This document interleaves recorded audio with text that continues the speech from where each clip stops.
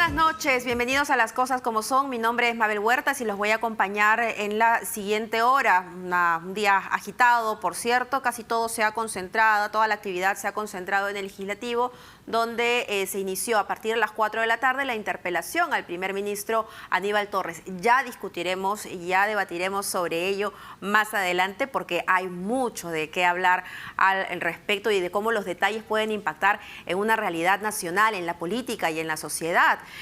Pero vamos inmediatamente ahí al epicentro de la noticia, al Congreso, porque el ministro de Energía y Minas, Carlos Paredes, continúa respondiendo las preguntas de los congresistas. De Petroperú y remitir el proyecto decreto supremo para entregarle el lote de 192 para el beneficio de todos los peruanos.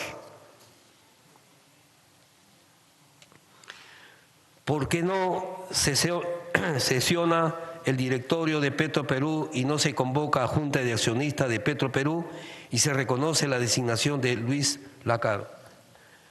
Señora Presidenta, debo informar.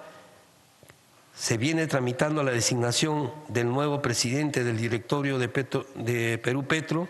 Después de ello y en tiempo más breve, el nuevo presidente convocará a sesión de directorio de Petro Perú. En esa sesión corresponde al directorio reconocer la designación de uno de sus miembros. Respecto a que Petro Perú debe operar el lote 192 con un socio estratégico. Al respecto, debo precisar que la ley 130 y su modificación establece que la facultad que tiene Petroperú de asumir el 100% de las operaciones. Es importante precisar que Perú Petro, el organismo competente y no el Ministerio de Energía y Minas, ha evaluado técnica y operativamente y financieramente ha emitido una constancia de calificación en el 2018 a favor de Petroperú para que asuma el 100% de las mismas operaciones, la misma que ha sido ratificado el año 2021.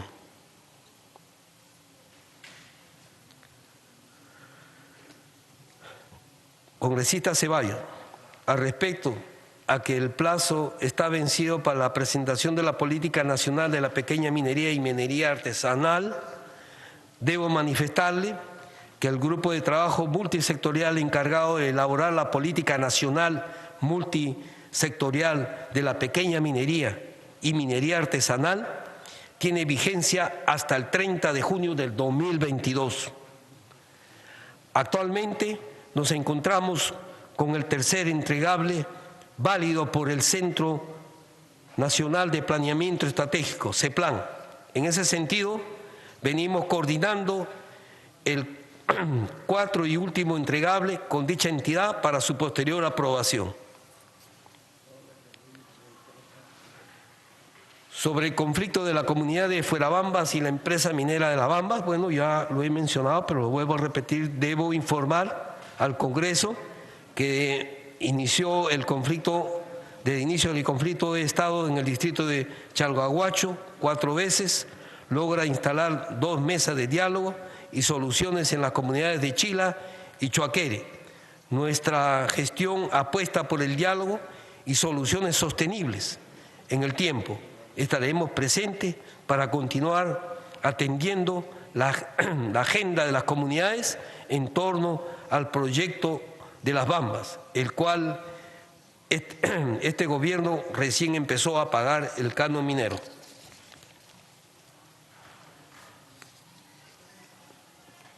Me quedan 5 minutos, voy a tratar de terminar en la brevedad posible. En cuanto a electrificación, otro que no me había olvidado, que se me estaba pasando, ya antes de terminar lo de hidrocarburos. El MEF tiene una deuda con Petroperú y tiene que pagarla en la brevedad posible. Tiene que pagarla, porque es una deuda que se tiene aproximadamente unos 500 millones de dólares. Y también hay una aseguradora que tiene que pagar a Petroperú, ahora en el momento de crisis. Eso hay que reclamarlo. porque no podemos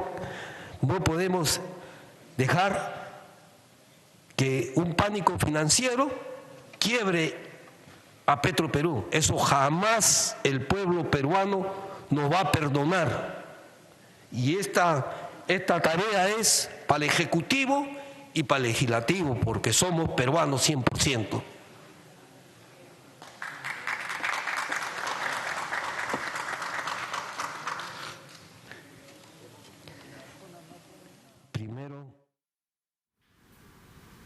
Muy bien, estas eran imágenes tomadas del Congreso de la República, de su propio canal, porque como ustedes saben, los periodistas están impedidos de ingresar al hemiciclo porque algunos congresistas no quieren que la prensa registre de manera transparente sus acciones, recortándole a usted su derecho a estar informado de manera transparente en un país democrático. Vamos a hablar de ello más adelante, pero como les comentaba, hoy nuevamente un día más en nuestro país bastante agitado, bastante movido, y no lo digo solamente por el sismo, repito, espero que todos hayan pasado esto como solo un susto, pero escuchamos también muy temprano la conferencia de prensa que dieron los representantes de la Universidad César Vallejo, donde estuvo presente el señor César Acuña.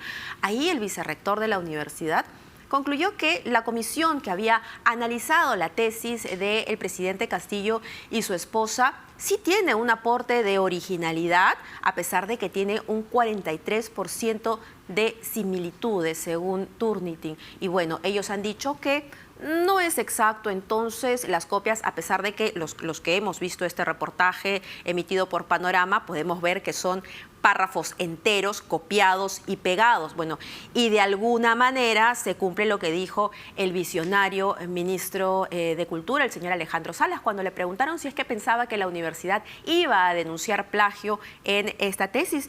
Y él dijo que no pensaba que eso iba a suceder, porque si denunciaban, si acusaban al presidente Castillo de plagio, tenían que hacer lo mismo con todas sus maestrías. Bueno, eso es lo que ha pasado hoy, también lo vamos a discutir, por cierto, y también con Juan Jiménez Mayor, expresidente del Consejo de Ministros. Vamos a conversar de lo que ha sido la interpelación al primer ministro Aníbal Torres. Muchísimas gracias por estar aquí, señor. Encantado, Mabel. Muy bien. Muchas gracias. Con mucho bochorno ajeno hemos visto estos enfrentamientos en donde el primer ministro ha sido protagonista, es decir, él ha lanzado las pullas también. Ha ido con una actitud confrontacional en un momento en donde el Congreso está ejerciendo su función de control. ¿Este es el primer ministro que el país necesita en este momento? Bueno, sin duda que no. Necesitamos un primer ministro convocante, dialogante. Y hay que tener en cuenta algo, y quizás eso no lo ha meritado bien don Aníbal Torres. El papel del Congreso va a ser sacarte de las casillas, es decir, va a buscar la confrontación. Además, muchos congresistas que son totalmente desconocidos van a querer hacerse conocidos a partir del insulto, a partir de la anécdota que genere su intervención frente a una autoridad como el primer ministro del Perú. Entonces, no hay que caer en la provocación, y creo que hay que saber, digamos, manejarse en un terreno político y saber que efectivamente uno va a una interpelación a salir magullado. Pero ¿usted cree que él pisa el palito o que es parte de un relato nuevamente polarizador y populista, sí, de los buenos y los malos? Él tiene una idea de la política de la confrontación, ¿no? No solamente ha sido esta tarde en el Congreso, sino permanentemente Aníbal Torres tiene esa supongo que también será un poco su formación en San Marcos, beligerante también, como es el estilo a veces de mucha gente en la universidad. Pero creo que uno, cuando entra a la política, tiene que marcar ciertos códigos y tratar de hacer las cosas apropiadamente, porque está en juego la gobernabilidad del país, está en juego el prestigio del gobierno, la solución de los problemas de la gente, que es lo que tenemos que arreglar, ¿no? Entonces, no el incidente barato, digamos, de pelearse ahí. Pero parece que esa no es la intención. Sí, al contrario, parece que la intención fuera echar más leña al fuego. Sin duda, por eso que... ¿Hacia dónde nos va a llevar esto? Bueno, eso nos va a llevar a un punto de desencuentro y desavenencia total. Hoy día el propio primer ministro ya dio a entender que ya está de salida. Tuvo una frase que dijo, aunque yo no lo sé, aunque yo no sea próximamente... No es la primera vez que lo dice también. Sí, pero eso también no es correcto, porque un primer ministro que está tibio, un primer ministro zombie, no puede gobernar, porque pierde autoridad. Y eso es importante que también él sepa y que sepa el gobierno. Ahora, ya ha demostrado el presidente Castillo que tiene sus tiempos bien relativos y puede tener a un zombie de ministro durante mucho tiempo. Y la cuestión es quién le hace caso en ese ministerio, por ejemplo, a un ministro zombie que está ahí ya de salida, ¿no? Un primer ministro zombie que dijo que no fue a Fuerabamba, no fue a negociar, a instalar la mesa de diálogo en el conflicto de las Bambas porque no quiere que lo secuestren. Sí, terrible. Pero eso forma parte ya de una práctica que tiene el Ejecutivo de enviar a las más altas autoridades a solucionar conflictos. Y creo que eso es un pésimo manejo. Nosotros en la PCM instituimos una oficina de diálogo y sostenibilidad precisamente para establecer un equipo de expertos, funcionarios, que se dediquen a eso y que el primer ministro o los ministros vayan en el momento adecuado, ya cuando haya distensión, cuando no haya dificultades, para finalmente arreglar el problema. Pero no puede ser la primera instancia de la solución de un conflicto que vaya el primer ministro.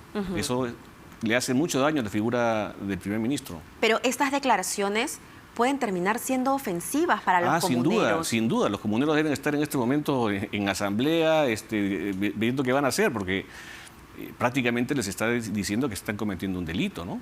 Y los está llamando delincuentes y está cometiendo el mismo error que cometió el presidente Castillo cuando también tildó de delincuentes a los que se manifestaban en la huelga de transportistas hace un tiempo, y esto terminó con muertos y heridos. Sí, bueno, hay que ser muy fino en política, ¿no? Pero él dice que es inteligente. Meter la pata... Él dice que tiene un poquito de inteligencia. Sí, lo escuché también esta tarde. Pero bueno, y retar también a los parlamentarios a hacerse exámenes, creo que no ha sido lo más adecuado, ¿no? Dentro de todo esto, dentro de toda esta situación penosa en la que no vemos salida, se encuentra la situación judicial en la que se encuentra el presidente Castillo, ¿no? Su entorno, sobre todo sus sobrinos, el exsecretario de Palacio, y ahora las declaraciones de Samir Villaverde. ¿Cómo hacemos para poner en perspectiva esta situación? Tomarlo, a ver, ¿cuál es su perspectiva respecto a lo que para algunos ya podría ser el inicio de una moción de vacancia? Bueno, hay que decir que el Congreso ha devaluado durante estos meses la institución de la vacancia presidencial, ¿no? La ha usado de manera ligera y hoy día la población ya no cree en el Congreso. Y por supuesto no se trata hoy día de nuevamente iniciar el trámite frente a una declaración que yo la verdad la tomaría con bastantes reservas, porque, digamos, está en juego la gobernabilidad del país.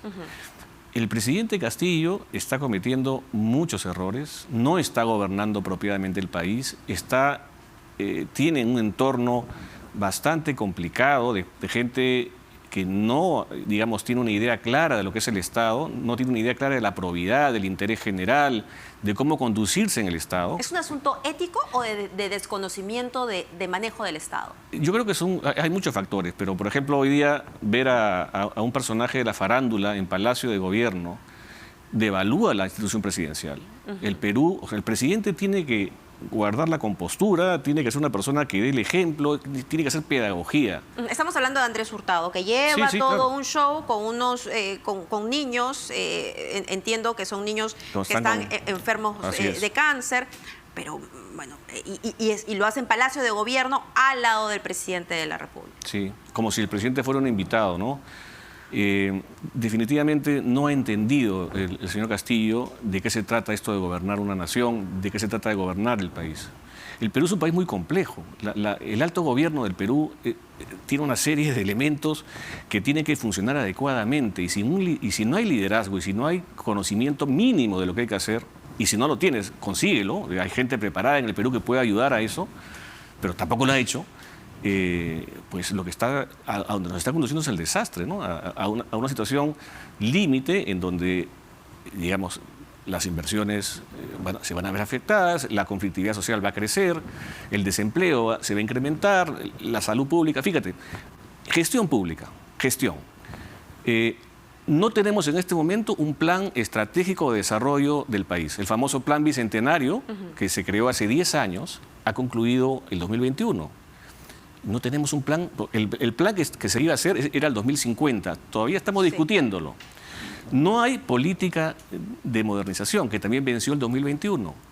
No hay política de violencia. No tenemos un plan de violencia contra la mujer, que también venció el año pasado. O sea, hemos retrocedido y hemos sacado de la currícula escolar la educación con enfoque de género. Porque no hay una orientación clara desde el Ejecutivo de a dónde quieren ir. Entonces, si no tenemos... Hoy día, felizmente, en los últimos 20 años, el Perú se ha estado gobernando a partir de instrumentos de gestión, de planes, de políticas. Metas. Correcto. Presupuesto por resultados. Había una política de modernización. Pero esto requiere que tengamos gestores que puedan conducir esto, y ahora ni siquiera tenemos planes. O sea, el Perú agotó sus planes en el 2021 y el gobierno no está generando los planes y políticas que se requieren para gobernar este país. Ahora, uno podría pensar que en el Congreso podría hallar un equilibrio a esta situación, pero ¿cómo ve usted la actuación del Congreso? El Congreso debería fiscalizar precisamente este tipo de cosas. O sea, ¿dónde está fallando la gestión pública? ¿Dónde está fallando? Yo, por ejemplo, no he visto hasta ahora una sesión del Congreso que esté vinculada a la temática de salud pública. ¿Dónde está el plan de recomposición, de reforma de la salud pública en el Perú? En el país hemos triplicado el presupuesto de salud con pésimos resultados, porque hay un problema de gestión. O sea, estamos tirando la plata al río. No hay una estrategia, el gobierno habla de la estrategia de primera atención, pero no vemos nada. Entonces, y el Congreso debería fiscalizar precisamente eso. O sea, el gran problema que hemos tenido en la pandemia ha sido el derrumbamiento del sistema de salud pública en el Perú. ¿Y qué respuesta tenemos de las autoridades? Nada, ni el Ejecutivo ni el Legislativo. Y no se trata solamente de leyes, ¿ah? Se trata de que la Comisión de Salud o el Pleno del Congreso, si quieren, inviten al ministro, inviten a las autoridades a que digan, bueno, ¿qué están haciendo? ¿Cuánto tiempo vamos a tomar en esto? ¿Qué acciones va a hacer el gobierno en los próximos 100 días? No era objeto del pliego interpelatorio del ministro del Interior, porque solamente se dedicaron a ver las acciones tomadas en el paro de transportistas. Pero ejemplo, la seguridad ciudadana claro, es un asunto vital y nos encontramos en emergencia, inclusive extendido ya desde hace varias semanas, y no sabemos el plan o los resultados. Así es. Y bueno, se ha decretado el estado de emergencia, ¿no es cierto?, en Lima y Callao, claro. Pero bueno, ¿cuáles son los resultados? Efectivamente, no los conocemos, pero repito... Pero eso tiene el Congreso, o sea, el Congreso tiene que fiscalizar, o sea, no se trata solamente de hacer más leyes, porque leyes tenemos un montón. El problema es que se cumplan las leyes y que el gobierno haga gestión, que haga acciones positivas que permitan saber, bueno, nos están gobernando, tenemos un gobierno, ¿no? Pero hoy día los peruanos sentimos que no tenemos gobierno. Todo es un caos, o sea, todo, donde tú mires, no hay una acción positiva, enérgica del gobierno para dar contenido a los derechos, para solucionar los problemas de la gente, el problema del empleo, la informalidad. O sea, donde vayamos vamos a encontrar problemas y ausencia, sobre todo, ausencia. Y siempre va a haber tensión entre los políticos y los periodistas. Eso es de ley. Bueno. Eso sucede porque nuestra misión es también, a través de nuestras preguntas, pues interpelarlos para que la ciudadanía conozca sobre sus acciones y tengan sus respuestas. Pero, ¿cómo ve usted que ha sido un hombre de política, que ha sido primer ministro, ministro de Justicia, y seguro ha tenido en su momento choques con la prensa? ¿Cómo ve usted lo que está sucediendo en el Congreso de la República con los periodistas que son impedidos de entrar? Es terrible, ¿no? Es terrible. O sea, tenemos aforo al 100% en el Estadio Nacional para ver un partido de fútbol donde todo el mundo grita y no podemos permitir que la prensa tenga presencia en el Congreso. Este es un problema de rendición de cuentas. No solamente es un problema del acceso a la información, sino que las autoridades rindan cuentas, y rinden cuentas con la conducción que tienen. ¿Cuántas veces hemos visto en el Congreso a los congresistas leyendo revistas, haciendo cualquier cosa en el hemiciclo? No quieren que los vean haciendo eso. No quieren que los vean. Entonces, que son detalles, al fin y al cabo, porque creo que estando ahí el periodista, estando la cámara de un canal de televisión, una serie de posibilidades. Hay una dinámica que se registra que nos dice mucho más de lo que vemos en ese encuadre que nos envía el canal del Congreso. Correcto. Y yo creo que si te metes a político, tienes que saber que la prensa va a ser un actor incómodo y que va a estar fiscalizándote. Y está bien que sea así. Y eso es correcto. Lo que no es correcto es que exista una barrera de acceso que se impida a la prensa poder saber qué es lo que está pasando, tener información, difundir esa información.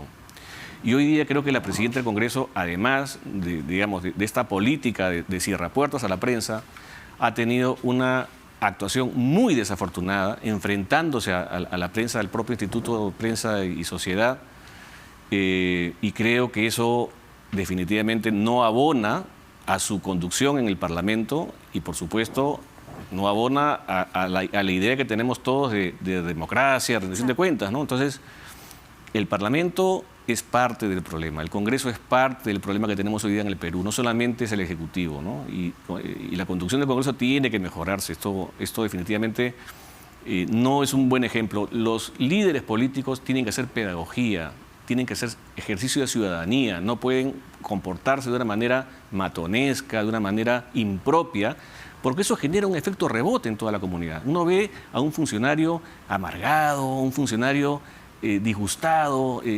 amenazante, pues eso se replica en todos lados. Y yo no sé, yo no puedo ver o no puedo entender cómo una persona tiene una conducta tan avinagrada como la presidenta del Congreso, ¿no? Si me permites, precisamente al Congreso donde tenemos que ir en este momento, porque ya se inició la interpelación a la ministra de Trabajo, Betsy Chávez. Escuchamos. Artículo 73, justamente de relaciones colectivas. Que la decisión sea adoptada en la forma que expresamente determinan los estatutos y que en todo caso representen la voluntad mayoritaria de los trabajadores comprendidos en su ámbito. Literal B del artículo 73. Porque se cumplía, ya que adjuntaban ellos la documentación que acreditaba que la huelga fue producto de una asamblea de trabajadores. Tercero, que la decisión sea comunicada al empleador y a la autoridad de trabajo, por lo menos con 5 días útiles de antelación o con 10 días tratándose de servicios públicos esenciales, acompañando copia de acta de votación. Este es el literal C del artículo 73. El sindicato de Corpac le notificó esta decisión de ir a huelga a Corpac el día 29 de marzo del 2022. Y en esa misma fecha también a la autoridad de trabajo, por lo que también se cumplieron este requisito de ley. 4.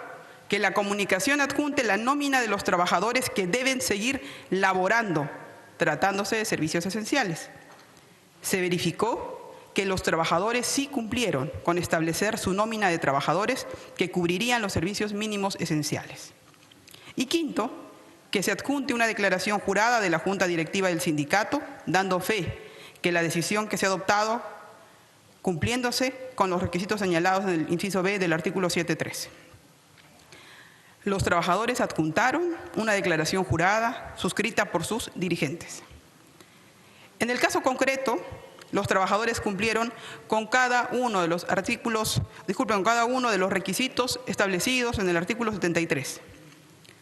Por lo que la Autoridad Administrativa de Trabajo debía obligatoriamente dar por cumplidos los requisitos legales respecto a la comunicación de los trabajadores de irse a huelga. Reitero esto. El derecho fundamental de huelga no puede prohibirse ni puede autorizarse por el Ministerio de Trabajo. Es un derecho fundamental que recoge nuestra Constitución.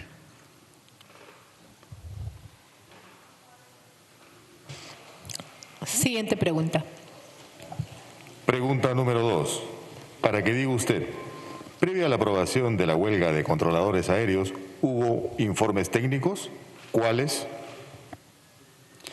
La Autoridad Administrativa de Trabajo, siendo un operador legal que actúa únicamente bajo lo ordenado por ley y por la Constitución, se ciñe directamente por lo que encuentra en el expediente y no requiere de informe de algún otro órgano o dependencia, tal como un juez, tal como un fiscal, que resuelve un caso con los elementos con los que tiene en el expediente. No está supeditado a informes o dictámenes que le digan qué criterio tomar. Opera aquí el principio de discrecionalidad. Como se podrá apreciar de uno de los requisitos mencionados en la respuesta anterior, la Autoridad Administrativa de Trabajo exigió a los trabajadores la nómina de personal que no debía dejar de laborar en los servicios esenciales, más aún cuando la Ley 28.525 la declara en ese sentido. En caso concreto, nosotros sabemos que la Autoridad Administrativa de Trabajo encontró que existía un desacuerdo entre los trabajadores y empleadores sobre la nómina de trabajadores para los servicios mínimos en el año 2022, por lo que se recurrió a una resolución anterior vigente. En resumen, la Autoridad de Trabajo resolvió conforme a derecho y a lo que tenía en su expediente, y para el caso especial de cuántos trabajadores debían incluir la nómina para no interrupción de servicios esenciales. Ese órgano hizo uso de una resolución vigente que estaba respaldada en un informe técnico emitido por el Colegio de Ingenieros del Perú. Siguiente pregunta. Pregunta número 3. Tomando en consideración la Ley 28.525, Ley de Promoción de los Servicios de Transporte Aéreo, determina que este es un servicio público esencial. Diga usted, ¿cuáles son las razones por las cuales no se tomaron medidas para cubrir con personal todos los horarios y turnos de los controladores aéreos antes de declarar procedente la huelga programada en las fechas estratégicas de Semana Santa? Tiene la palabra, ministra. Gracias. De acuerdo con la legislación vigente, cuando una huelga compromete servicios públicos esenciales, requiere de planes de contingencia que desarrolla la empresa, en este caso, Corpac, y los trabajadores, de manera que no se dé una interrupción total y se pueda garantizar la continuidad de los servicios y actividades que así lo exigen. En este caso, como se mencionó antes, la Autoridad Administrativa de Trabajo tiene competencia únicamente para verificar si la comunicación de huelga cumple con los requisitos establecidos en la Ley de Relaciones Colectivas de Trabajo, tal y como se cumplió al haber recibido la comunicación el día 29 de marzo del presente año, y además de haberse declarado válida la comunicación el día 1 de abril, siendo de competencia institucional y formal de Corpac tomar medidas para cubrir con personal todos los servicios para que no exista afectación de vuelos. Y ahora, allí, entiendo, es donde muchos colegas y ciudadanos... Recordemos que la ministra de Trabajo, Betsy Chávez, está siendo interpelada luego que su ministerio diera un permiso, declarara legal la huelga que llevaron a cabo los controladores del aeropuerto Jorge Chávez, sumiendo en un caos al aeropuerto un viernes de Semana Santa, pérdidas millonarias, afectaciones personales, familiares y, por supuesto, una mala imagen de nuestro país. Ese fue el resultado y ella está argumentando a cada una de las preguntas en torno a ello. Continuamos con el señor Juan Jiménez Mayor, expresidente del Consejo de Ministros, con quien ya estamos concluyendo este largo diálogo. Supongo que, esto no sé cuánto tiempo más durará, ya son 4 ministros, incluyendo al primer ministro, quienes han sido interpelados, pero ¿esto qué significa?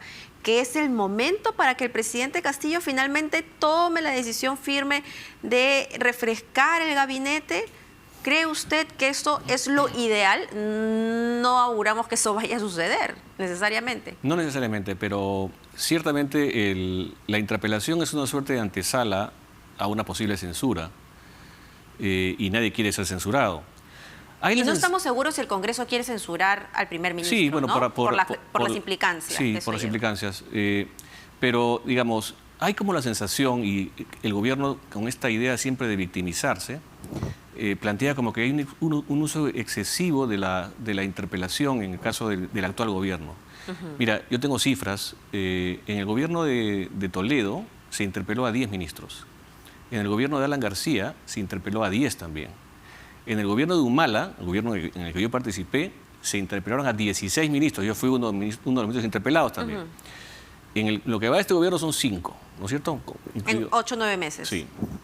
Digamos, obviamente hay una actitud bastante hostil del Congreso también, pero no es que sea un número todavía desproporcionado o que pueda significar que estamos en un escenario, digamos, en donde el gobierno diga a nosotros nos tratan mal, porque a todos los gobiernos nos ha pasado. O sea, la labor fiscalizadora, si uno quiere, del Congreso puede tener decibeles mayores o menores, pero siempre va a ser hostil. El Congreso va a tener esa actitud. Entonces, lo que hay que saber es simplemente cómo defenderse y cómo hacer política. Ahora, llama la atención la confianza del primer ministro de llegar al Congreso de la República y tratar así a los congresistas, ¿no? En una interpelación. O sea, ¿cuál es la respuesta que él estaría esperando? ¿Qué es lo lógico que vendría después de ello, ¿no? Si reta al Congreso de esa manera. Sí, bueno, en otras circunstancias seguramente el Congreso haría otra cosa. Recordemos lo que pasó con Pedro Cateriano, por ejemplo, ¿no? Que fue con un discurso también que parece que no gustó mucho a la platea del Congreso y significó que no le den la confianza. Pero no sabemos ahora. Ahora qué no vaya a sabemos, suceder. ¿no? Pero ojo que sí, todo cuenta, ¿no? Todo cuenta. Y en otros gobiernos, en estos últimos 20 años, hemos tenido 3 consejos de ministros que han sido censurados o a los que se le ha negado la confianza. A este gobierno todavía no. ninguno. O sea, hemos tenido peores momentos antes que el actual gobierno. Por eso que el gobierno no se victimice y que corrija sus errores y que aprenda a gobernar y a tener una buena relación con el Congreso. Por más que el Congreso le ponga todos los cañones encima, eso va a ser siempre el Congreso. Y el Congreso lo hemos tenido desde el siglo XIX así. Siempre ha habido hostilidad al Congreso. Muy bien, muchísimas gracias, señor Juan Jiménez Mayor, por Encantado. estar aquí esta noche. Ya volvemos.